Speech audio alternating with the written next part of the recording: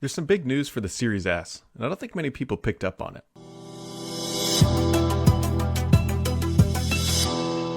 Tomorrow, or depending on when you are watching this video, you might already have your Xbox Series X or S, but tomorrow these consoles will be shipping out from retailers around the globe and landing on doorsteps for everyone to enjoy and play.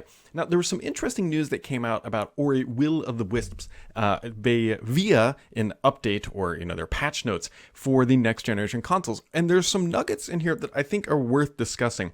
Specifically for the Series X, you will have an optional 4K 60 frames per second mode.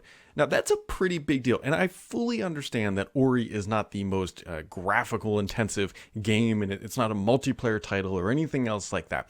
But to be able to take a $299 console, the entry level into the next generation for either PlayStation or Xbox, and to be able to get a title that is going to be able to handle 4K resolution, 60 frames per second, and also HDR and everything else, basically a premiere style title, and run it at 60 frames per second on that type of a console is a really big deal. And it shows that the Series S isn't some underpowered slouch in that it can run certain titles at 4K. Now, the dangerous thing here to assume is that you might buy the Series S and think, oh, I'll just play 4K titles and everything will be great. And it is technically possible, but if you're going to be playing 4K, I highly recommend the Series X, especially for the longevity of the console's life cycle. It's the smarter move. But for the budget gamer or somebody who has a 1080p TV that bought a Series S and then goes and upgrades to a 4K TV down the road, it's still a very viable console depending on the title that you're going to be playing. If you're going to be playing a bunch of more casual titles on a 4K TV, this could potentially be a route that Microsoft and their publishers take where they say, hey, look, if you're running a Series S, you get 4K 60, and if you're running an X, you get 4K 120. Pick your frame rate at that point. And so I think that's a really, really big deal for multiple reasons. One, it makes that Series S just that much better of a value. But if you also think about it from a Game Pass perspective from Microsoft's side, right? A lot of times games, let's just say last generation games, they get made, they get developed, and sure, they still run on the next generation console, but anything that is in the Game Pass library, Microsoft has a pretty vested interest in keeping those titles updated, at least to run on the next generation consoles at the best of their ability, because they're in that library of content that are going to keep being replayed over and over, because again, they're part of Game Pass and people can play them for quote unquote free as long as they're paying their monthly subscription. And so this type of a scenario with Game Pass and next generation consoles, I think it really aligns well to making sure that old titles will continue to play really, really well on new consoles, because there's vested in value in that, not just from Microsoft from a marketing perspective and saying, hey, look, old games play well, but from quite literally hey, your old games will play better on this new stuff. And if it's part of Game Pass, you're going to get X amount of features, and it's just going to be that much better along with all the other games, mind you.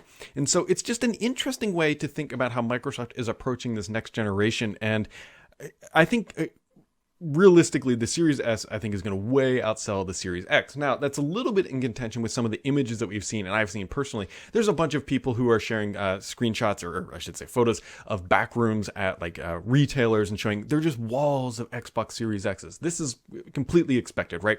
Early adopters are going for that high-end, powerful console. Later in the life cycle, we will see the Series S, I can almost guarantee, catch up and pass the Series X, especially as those discounts start coming in, and once we get through the holiday shopping season, if honestly you can even get your hands on one. I think supply is going to be extremely limited here early up, around the launch time. Which, speaking of limited supply, if you are planning on buying an expansion drive, I would recommend you get on that pretty quickly, because everybody who has one of these so far says, hey, storage is absolutely an issue, even on the X, which has a terabyte, but you only have about 800 gigs, but that's 6 games with ease, and then, if they're smaller titles, you can squeeze them in there. But just keep that in mind, that if you need that storage drive, I would highly recommend you get on that now, because when you need it, well, you're gonna need it. So that's really about it. Just kind of look at Series S, and I think it's going to be notable to keep track of how many titles will eventually support 4K 60. It's not going to be every game. That's just not, it goes against Microsoft's narrative